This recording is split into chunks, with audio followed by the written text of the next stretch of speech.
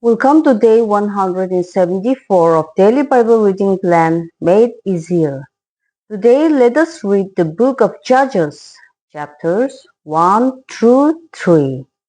Let us begin with a short prayer in our heart asking the Holy Spirit for wisdom, understanding, and to hear from God and not just to finish today's reading. Now let's begin. Judges chapter 1. The continuing conquest of Canaan. After the death of Joshua, the people of Israel inquired of the Lord, "Who shall go up first for us against the Canaanites to fight against them?"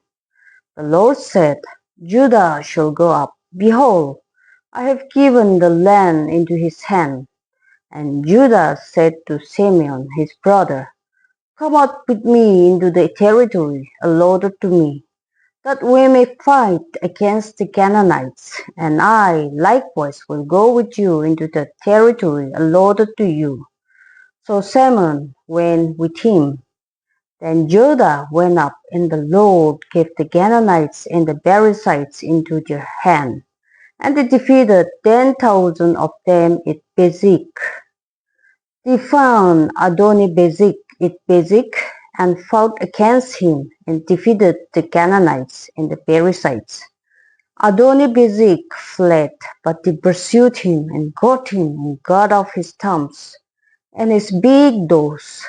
And Adoni-Bezek said, 70 kings with their thumbs and their big doors cut off used to pick up scraps under my table.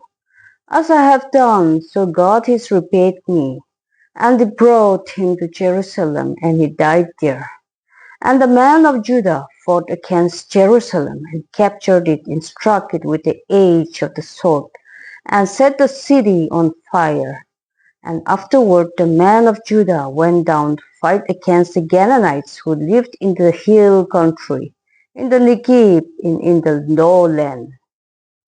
And Judah went against the Canaanites who lived in Hebron. Now the name of Hebron was formerly Kiriath-Arba. And they defeated Shishai and Ahiman and Dalmai. From there they went against the inhabitants of Debir. The name of Debir was formerly Kiriath-Sephir. And Caleb said, "He who attacks Kiriath-Sephir and captures it, I will give him Aksha, my daughter, for a wife." And Othniel, the son of Kenaz, Caleb's younger brother, captured it, and he gave him Aksah, his daughter, for a wife. When she came to him, she urged him to ask her father for a field. And she dismounted from her donkey, and Caleb said to her, "What do you want?" She said to him, "Give me a blessing, since you have set me in the land of the Negev. Give me also springs of water." And Caleb gave her the upper springs and the lower springs. And the descendants of the Kenite, Moses' father-in-law, went up with the people of Judah from the city of Palms into the wilderness of Judah, which lies in the Negev near Arad, and they went and settled with the people. And Judah went into Simeon his brother, and they defeated the Canaanites who inhabited Ziphat, and devoted it to destruction. So the name of the city was called Hormah. Judah also captured Gaza with its territory, and Ashkelon with its territory, and Ekron with its territory. And the Lord was with Judah, and he took possession of the hill country. But he could not drive out the inhabitants of the land, because they had chariots of iron. And Hebron was given to Caleb, as Moses had said. And he drove out from it the three sons of Anak. But the people of Benjamin did not drive out the Jebusites who lived in Jerusalem. So the Jebusites have lived with the people of Benjamin in Jerusalem to this day. The house of Joseph also went up against Bethel, and the Lord was with them. And the house of Joseph scattered out Bethel. Now the name of the city was formerly Luz. And the spies saw a man coming out of the city, and they said to him, "Please show us the way into the city, and we will deal kindly with you." And he showed them the way into the city. And they struck the city with the edge of the sword, but they let the man and all his family go. And the man went to the land of the Hittites and built a city and called its name Luz. That is its name to this day. Failure to complete the conquest. Manasseh did not drive out the inhabitants of Beth Shean and its villages, or Tanakh and its villages, or the inhabitants of Dur and its villages, or the inhabitants of Ibleam and its villages, or the inhabitants of Megiddo and its villages, for the Canaanites persisted in dwelling in that land. When Israel grew strong, they put the Canaanites to forced labor, but did not drive them out completely. And Ephraim did not drive out the Canaanites who lived in Gezer. So the Canaanites lived in Gezer among them. Zebulun did not drive out the inhabitants of Kidron or the inhabitants of Nahalol. So the Canaanites lived among them, but became subject to forced labor.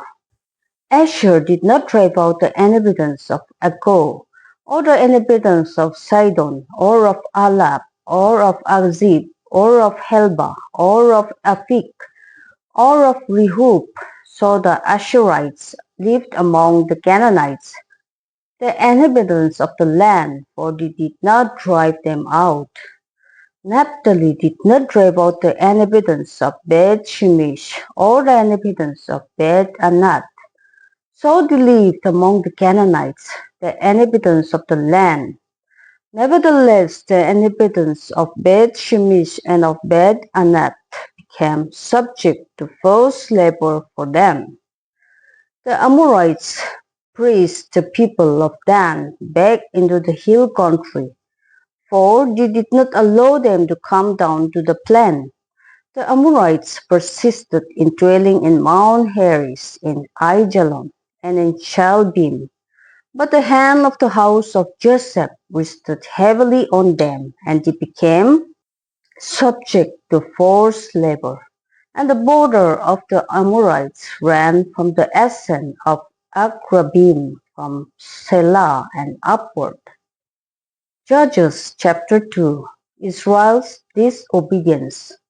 Now the angel of the Lord went up from Gilgal to Puchim, and he said, I brought you up from Egypt, and brought you into the land that I swore to give to your fathers. I said, I will never break my covenant with you, and you shall make no covenant with the inhabitants of this land.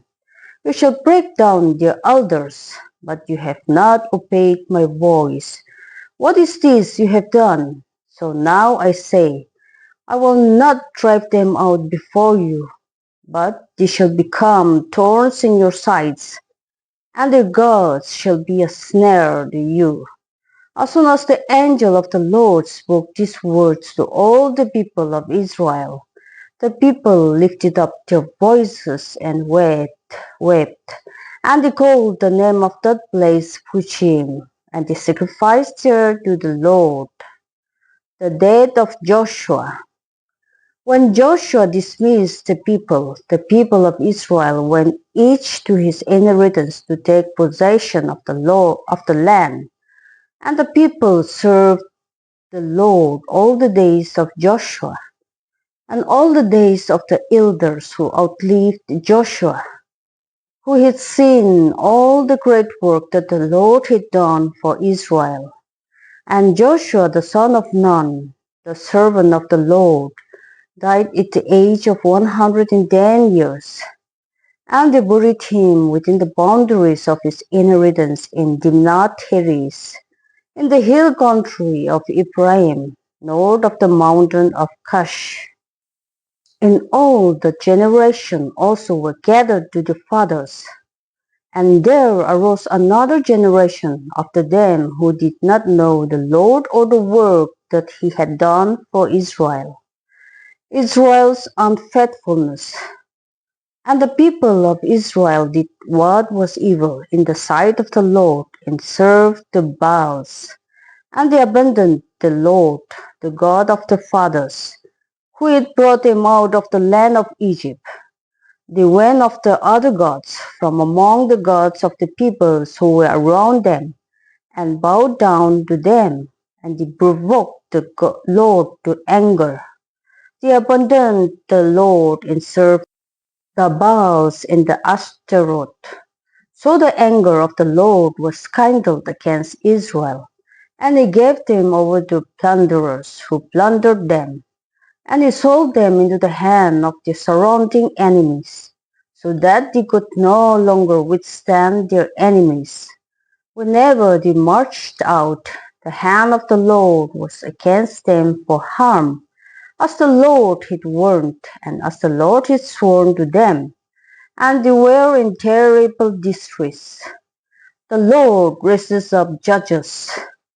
Then the Lord raised up judges who saved them out of the hand of those who plundered them. Yet they did not listen to their judges, for they whored after other gods and bowed down to them.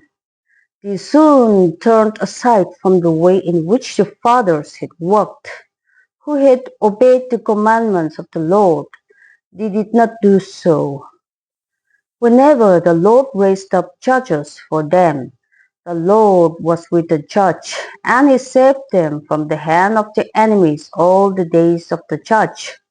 For the Lord was moved to pity by their groaning, because of those who afflicted and oppressed them. But whenever the judge died, they turned back and were more corrupt than their fathers, going after other gods, serving them and bowing down to them. They did not drop any of their practices or their stubborn ways. So the anger of the Lord was kindled against Israel, and he said, because these people have transgressed my covenant that I commanded their fathers and have not obeyed my voice, I will no longer drive out before them any of the nations that Joshua left when he died, in order to test Israel by them, whether they will take care to walk in the way of the Lord as their fathers did or not. So the Lord left those nations, not driving them out quickly, and he did not give them into the hand of Joshua. Judges chapter 3. Now these are the nations that the Lord left to test Israel by them. That is, all is Israel who had not experienced all the wars in Canaan. It was only in order that the generations of the people of Israel might know war, to teach war to those who had not known it before.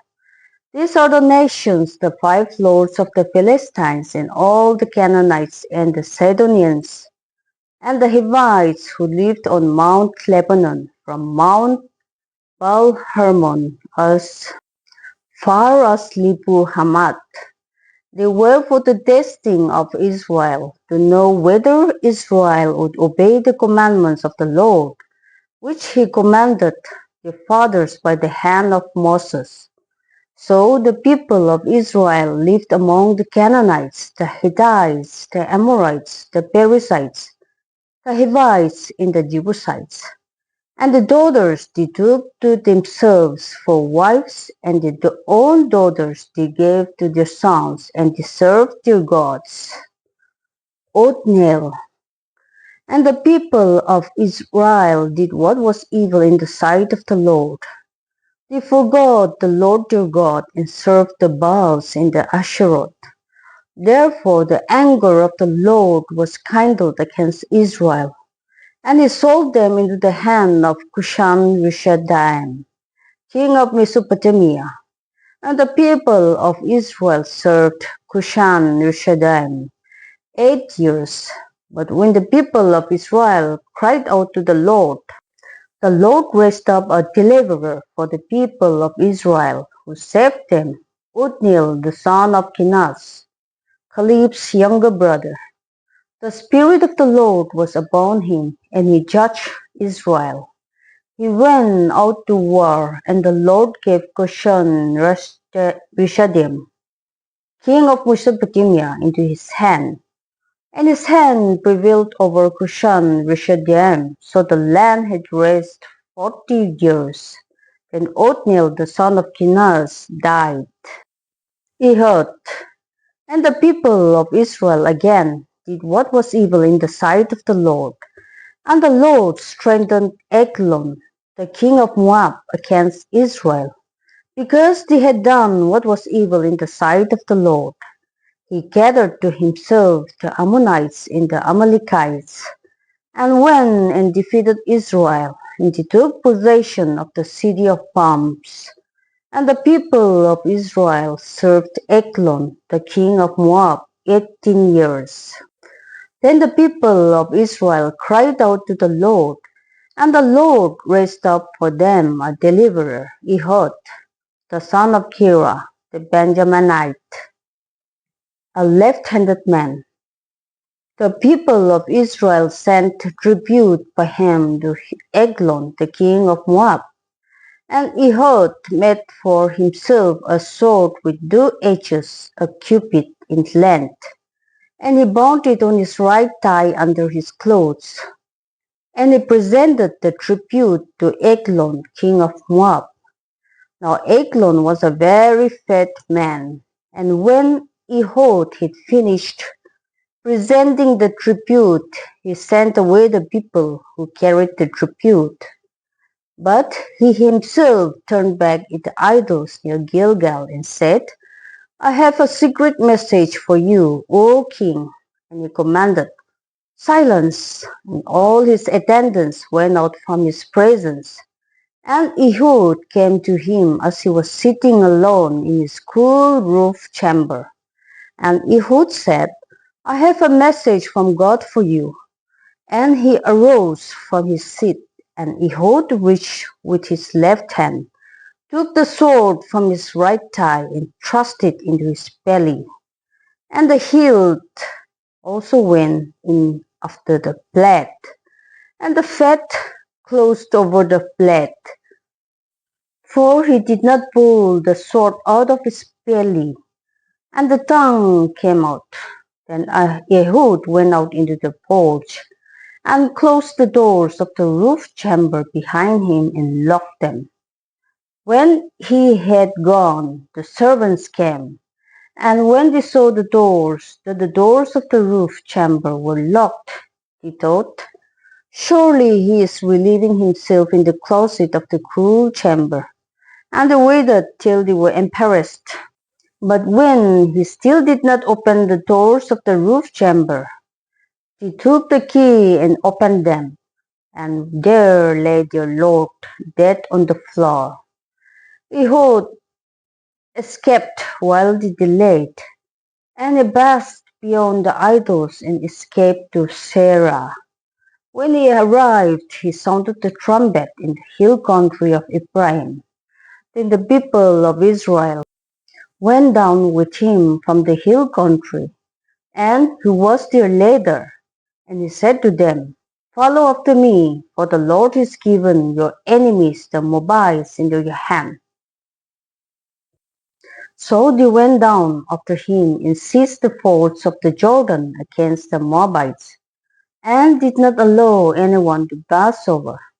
And they killed at the time about 10,000 of the Moabites, all strong, able-bodied men. Not a man escaped. So Moab was subdued the day under the hand of Israel, and the land had rest for 80 years. Shamgar. After him was Shamgar, the son of Anath, who killed 600 of the Philistines within Oxgod, and he also saved Israel. This concludes Judges chapters 1 through 3. I believe you're all enjoying the daily videos. Thank you for watching the videos. Please like, share and subscribe this video to please someone else. Your support helps spread God's word to more people. I will see you in my next video. Day 175 reading. God bless us all.